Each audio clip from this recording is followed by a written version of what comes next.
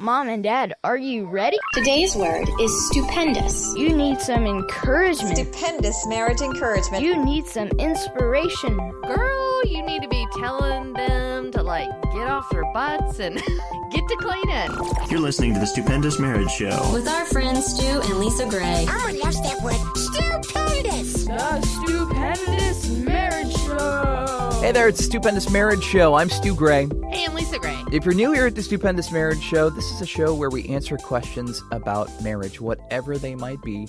You send them to us at onair@stupendousmarriage.com, or you can go to our website, stupendousmarriage.com, and click on the big blue button and send them our way. So how are you? What's going on? Hey, I'm good. How are you? It got cold here today. It's so weird. I've had two different people say to me over the past couple days, what happened to fall? Like it went from summer to where we were 80s and 90s degrees to 50s. And I opened the door this morning when I let the dog out, and I was like, it was 40-something degrees. And I was like, what happened? Yeah, but see, I'm a Kansas boy, so this feels like fall to me. Everybody in Tennessee is like, oh no, it's so cold. It's like, this is nothing, growing up in the Midwest. It's just this feels like fall to me. Now all the leaves can change color, and none of that has happened yet. So I'm ready for all of that to happen, but I'm ready for the rain to be done too. Well, and that's the thing. It doesn't look like it's fall. All the leaves haven't fallen. It's not even started really to fall a whole bunch. And so I guess I'm like, what? What's going on with a 50-degree high today or something? So I will be all bundled up inside trying to stay warm because I'm a big baby like that. Last week we were traveling. We had a shorter show because we went on a field trip with our son's school group to the Ark Encounter and the Creation Museum right around Cincinnati, Ohio. And it was a good couple days, good group of kids, and learned some cool stuff. The Ark thing is amazing. Are you feeling differently about it? Because before we went, you were pretty disappointed. Yeah, I literally thought, okay, this is what I thought. I thought there would be live animals on the Ark. I don't know why you think that's funny, because I thought it was like zoo on a boat, but it was glad. not. There were animals there. They were outside, it was like a petting zoo type thing, but they were not on the boat proper. It was more like a museum walking around the Ark. I don't know why I thought that. I just thought that, Noah and the Ark and animals on a boat. That's what I thought it would be. When you said that, I looked at really? You really think that? And you didn't believe me. I had to pull it up online to show you. Hun, there's not live animals on this boat, which makes complete sense because it would smell so nasty if there were animals on there. Because there's no windows. It is right. It is beautiful. It is a huge life-size ark. It's what it would have looked like when Noah built it, and you go inside of it. Yeah, their representation of what they thought it could look like, absolutely, right. Which is really crazy cool. And so it's huge. Yeah, it is. Multiple floors, all sorts of, biblical history and things like that. It's really, really interesting, and you could spend hours and hours and hours in there, and with a group of 60 kids, we couldn't quite do that. We were more managing the chaos than really spending time, so it might be something that we go back and do for ourselves. Yeah, I enjoyed that probably more than the Creation Museum. The Creation Museum was just odd for me. You walk through and it felt very cave-ish. You walk through and they had these different scenes. And there was one scene where Adam and Eve were in a hot tub. That's what it looked like. They were in a hot tub together. And it made me happy. I was like, yeah, they believe that Adam and Eve took baths together. Yay! Yay! But of course, again, you're with 7th graders, so that was probably awkward and strange and weird. They're the weird kind of animated kind of robot people, so that's also kind of odd and strange. It was very strange to me. It is not something I would probably do again, the Creation Museum. I'm sure it's really interesting for the historic piece. I did not slow down because I was following all these 7th graders, so I did not slow down to read every little thing to know what they were talking about. But when I got to that part where they had these different scenes of what Adam and Eve might have been doing, yeah, it was just, when I saw the tub, I was like, that's just weird. Why? Why do we have to talk about them bathing together? I don't know. You make it sound like it was a tub. It wasn't a tub. It was supposed to be like a fountain flowing, running water. It was more that type of thing, in a cave type thing. Not really. It looked like a tub. Not in the bathtub. It really wasn't that. But it looked look like a tub. So it was very strange to me. But it was a good trip overall, good group of kids, and I think they had a really, really good time and just had fun with their friends, and we had a good time with our son. So it was good stuff. And hopefully, I mean, I think everybody's recuperated now, but I was like exhausted for 2 days because it was just nonstop. I mean, we left here at 6:30 in the morning. We didn't get to the hotel that night, including, 5-hour drive until 8 o'clock. And we walked around that day, for All 4 day, hours of the Ark. And then the next day we got up bright and early and then went to the Creation Museum all day and then drove home. Right. So it was a very fast, intense trip. Yeah, I was like, oh my word. I'm glad I really didn't want to think of it as a trip, like going to relax, because I was exhausted by the time I got home. But I was glad I got to go. Me too. We got an email coming up. We're glad you're here.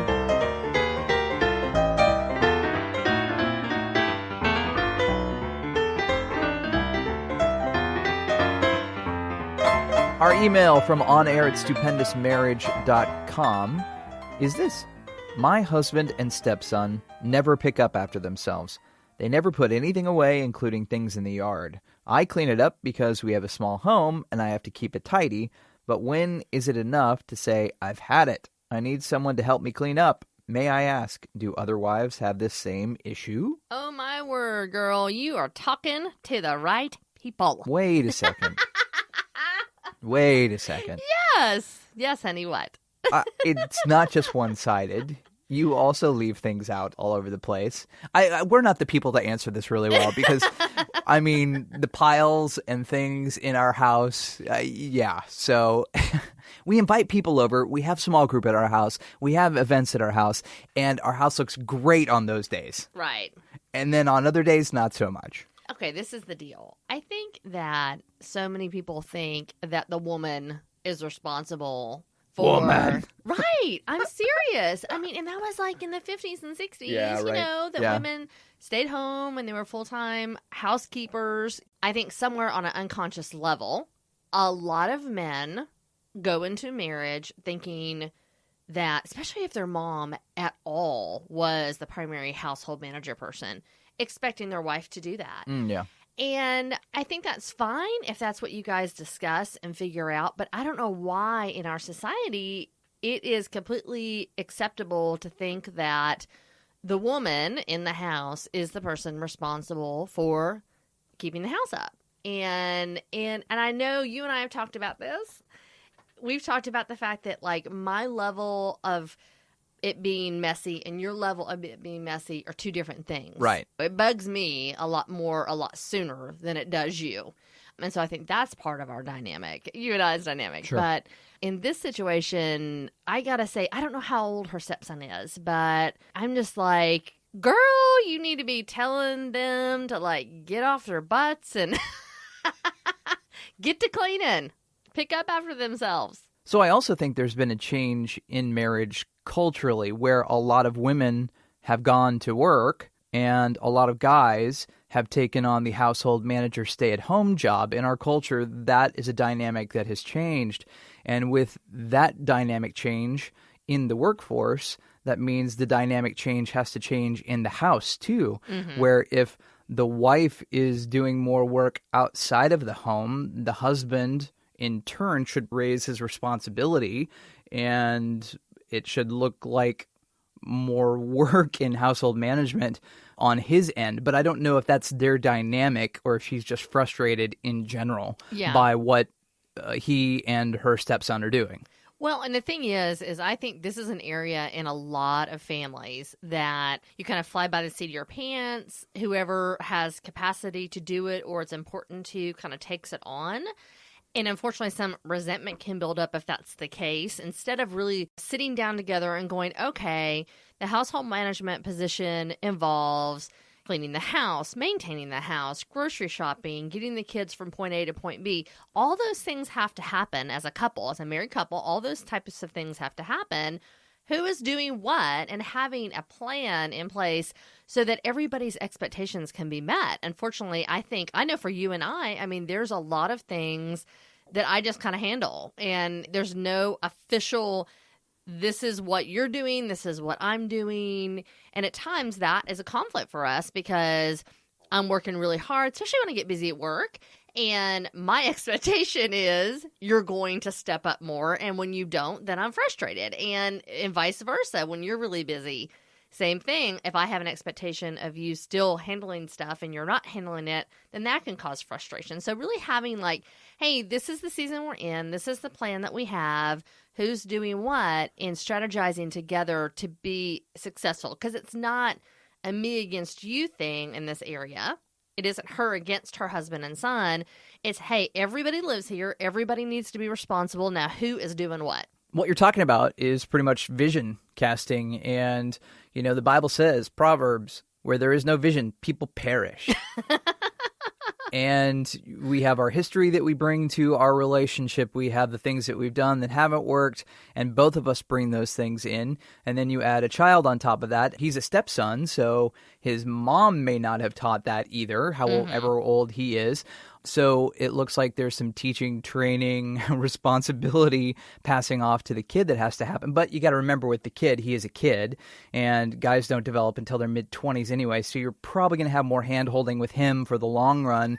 But with husband, it seems like there needs to be vision casting and sitting down and going, I do this, you do that, I do this, you do that, this is what I want you to do, this is what I need you to do, and he on the other hand goes, well, this is what I can do, and this is what you need to do, and this is what we do, and in a loving way, and not in a bad way. Obviously, you have to figure out, again, when you're going to have the conversation, what it's going to look like, and you can use that formula, again, I feel XYZ, I feel upset, stressed, crazy about you not picking stuff up, and it hurts my feelings because I feel like I'm the only one who's picking stuff up around here. What I need from you is to step up, to do this, to do that.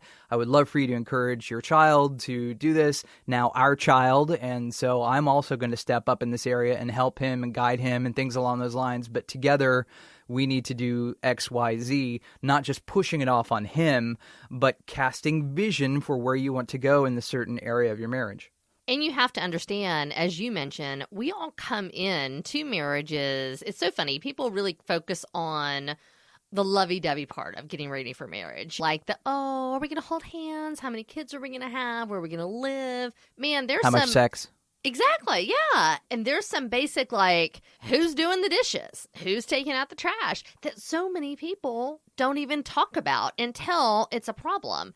And that's a problem when you wait. And that is one of the things I think that a lot of people say at the end of marriages, when marriages are dissolving, that it was a buildup of small things oftentimes that just continues to get on your nerves and get on your nerves. And so it's like, hey, let's be proactive on the front end. Let's establish, and I know you guys are married now and you already have a kiddo living with you. So let's pause for a second and let's reevaluate. And it may be, hey, he doesn't have capacity to step in. You hire somebody. I know we've had to do that in areas of our life where it just wasn't worth the time and the effort it would take you to do our yard. So we pay somebody. And that's just something we had to figure out in our budget to make it work. I still feel weird about that because I think that's something that we should actually be teaching our child to do. He needs to go out and make money and sweat, and because I had to do it when I was a child. I don't know if that's just a pride thing or what, but there is a responsibility piece I think that he really needs, and so I wonder about that one. Okay, but there was this article I shared on our Saturday Morning Reads email not too long ago. I have to go find it, but it's about women finding guys who do housework sexy, and it's beneficial to your marriage. And so I'll have to reshare that again in our show notes.